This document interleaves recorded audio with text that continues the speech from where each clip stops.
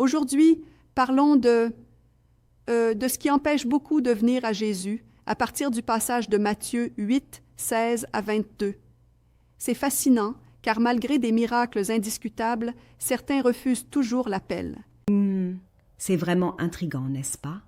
Comment se fait-il que même après avoir vu tant de preuves, il reste si hésitant? Exactement, c'est ça qui étonne. On voit Jésus accomplir des miracles, guérir tous les malades, chasser les démons, et pourtant certains ne suivent pas. C'est un vrai paradoxe spirituel. Je me demande, est-ce que le problème tient surtout à un manque de foi, ou plutôt à des attachements personnels, comme le confort et la richesse? Ben, c'est un mélange des deux. Le sermon souligne que, par exemple, le scribe qui voulait suivre Jésus voulait aussi conserver son train de vie, son confort personnel. Il voulait l'excitation, les miracles, mais refusait de renoncer à ce qui lui était familier. Donc en gros, c'est comme s'il était attiré par le charisme de Jésus, mais pas par l'engagement réel, n'est-ce pas? Oui, exactement. Jésus disait « Le Fils de l'homme n'a pas un endroit où il puisse reposer sa tête ». C'est une image forte, signifiant que suivre Jésus implique une rupture avec ce confort matériel. C'est une invitation à abandonner les attachements qui nous retiennent. Intéressant. Et il y avait d'autres exemples, non? Comme celui qui voulait enterrer son père d'abord. Oui, tout à fait. Il y avait celui qui, sous prétexte d'aller enterrer son père, cherchait à retarder son engagement. Jésus lui répondait « Suis-moi et laisse les morts enterrer leurs morts ». Il fallait comprendre que l'appel est immédiat et total. On peut y voir ici un contraste marqué entre deux priorités. L'urgence du royaume de Dieu et le confort des traditions familiales ou sociales. C'est ça même. Jésus nous montre que tous les attachements terrestres, que ce soit le confort matériel, l'amour pour la sécurité ou même la richesse, peuvent devenir des obstacles à une conversion authentique. Il ne s'agit pas d'un simple enseignement moral, mais d'une vérité radicale. Je remarque qu'il est aussi question de la superficialité des engagements. Certains veulent seulement goûter à l'excitation des miracles sans accepter les sacrifices. Exact. Jésus, malgré ses œuvres puissantes et ses miracles, voyait dans le cœur des gens ce manque de profondeur.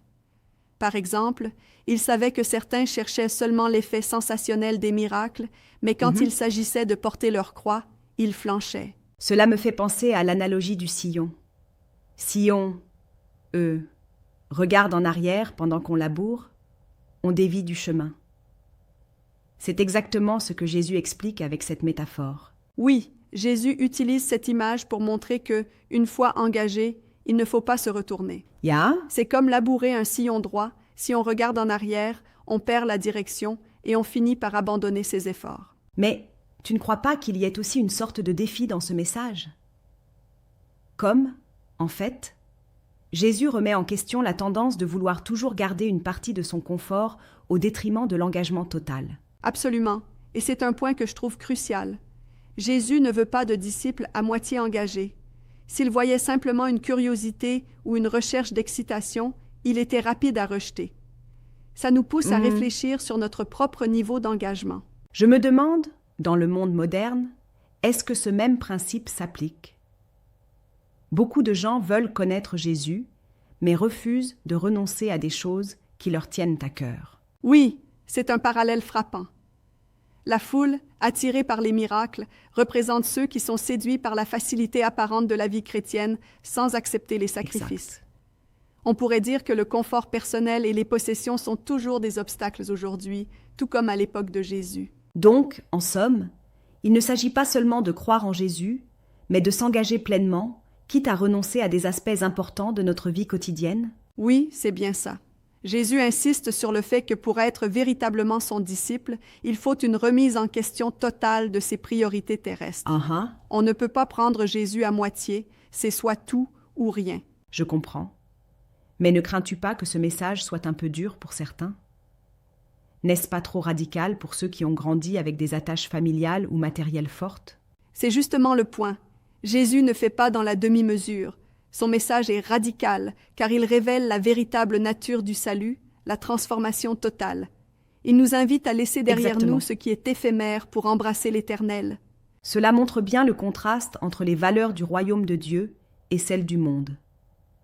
Même si l'Écriture assure que Jésus n'éliminera pas ceux qui viennent à lui, il pose des conditions strictes sur l'engagement, n'est-ce pas? Oui, et il précise clairement que ces conditions ne concernent pas seulement l'amour pour le confort du monde, mais aussi la fidélité au message de transformation du salut.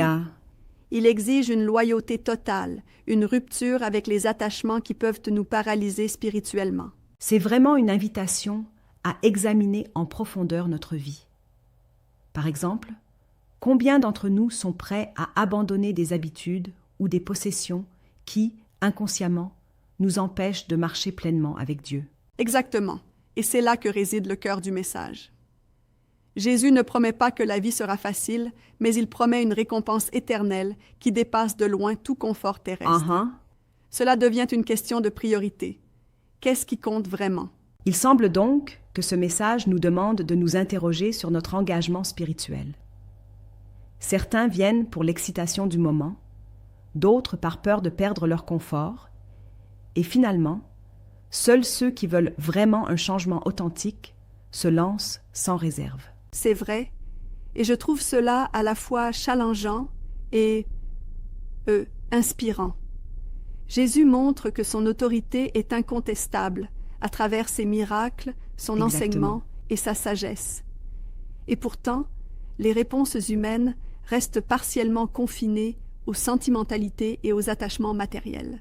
Tu sais, ça me rappelle l'histoire de cet esclave qui voulait le Christ, et on lui demandait de travailler dans la boue en échange du véritable engagement. C'est une image forte qui montre que le chemin vers Jésus n'est jamais simple. Oui, comme l'anecdote le montre, il ne suffit pas de vouloir le Christ à moitié, il faut être prêt à endurer des difficultés, à se soumettre à une remise en question totale de son mode de vie. C'est un appel à la transformation, pas seulement à la conformité sociale. Cela me touche vraiment, car on vit dans une société où le compromis est courant et où l'engagement total semble trop exigeant pour beaucoup. Exactement. Et c'est là où le message de Matthieu frappe fort. Il met en lumière que l'appel à venir à Christ est un choix radical qui défie les normes de confort. Bien sûr. Ce n'est pas la voie facile, mais la voie qui mène à la vie éternelle. Il y a même cette idée que ce n'est pas uniquement une guérison physique qui est promise, mais une guérison spirituelle. Cela nous rappelle combien le salut implique une transformation totale, de nos péchés à nos faiblesses terrestres. Exactement, et Jésus incarne cette dualité. Il guérit nos maladies, mais surtout, il guérit le péché qui en est la véritable racine. Oui. C'est ce qui rend son message si puissant et révolutionnaire. J'apprécie vraiment comment ce passage nous force à réfléchir sur notre propre relation avec le monde. Est-ce que nous choisissons le confort et la facilité, ou bien sommes-nous prêts à tout sacrifier pour la vérité? C'est une question fondamentale. Jésus nous demande de tout offrir, de renoncer à nos possessions, à notre sécurité, afin de recevoir en retour une vie qui n'est pas mesurée par des standards terrestres, mais par l'éternité. Un chemin non pavé, mais véritablement libérateur. Ce message est à la fois un défi et une promesse, n'est-ce pas? Un défi parce qu'il exige un engagement total, et une promesse parce qu'il ouvre la porte à un royaume où la douleur et le mal ne dominent plus. Oui, c'est une invitation à vivre pour ce qui est éternel, à ne pas laisser les morts, ses habitudes et ses attachements nous retenir. C'est un appel à regarder au-delà du visible pour embrasser la réalité divine. En conclusion, il semble que le message nous pousse à remettre en question toutes nos priorités. Ceux qui veulent seulement le spectacle ou qui s'accrochent au confort ne seront pas en mesure de suivre pleinement Jésus. Exactement.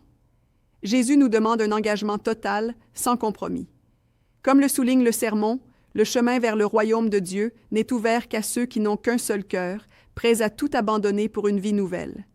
C'est une véritable invitation à une transformation radicale. Et finalement, cela nous interpelle personnellement. Sommes-nous prêts à aller au bout de cet engagement, à laisser de côté nos conforts pour vivre pleinement selon la volonté divine? Oui, c'est la question que chacun doit se poser. Jésus nous offre la vie éternelle, mais il exige en retour une foi sincère, loin des demi-mesures. Exactement. C'est un appel à la véritable liberté, à la transformation de notre vie en dépit des sacrifices exigés. C'est ce qui rend ce message si intemporel et pertinent pour nous aujourd'hui, même dans un monde où le confort semble être roi. Absolument. Pour terminer, rappelons-nous que suivre Jésus, c'est renoncer à nos attachements terrestres pour embrasser la promesse d'un royaume où il n'y aura plus ni douleur, ni péché, ni maladie. C'est un chemin de croix, certes difficile, mais tellement glorieux. Merci pour cette discussion enrichissante. Ce message nous pousse vraiment à reconsidérer nos priorités et à engager notre cœur entièrement pour le royaume de Dieu. Merci également. Puissions-nous tous trouver la force de laisser derrière nous ce qui nous retient pour accueillir pleinement cette vérité transformante, au nom du Christ. Amen. Et que chacun vive cette passion pour une vie authentique et engagée, sans compromis sur l'Évangile.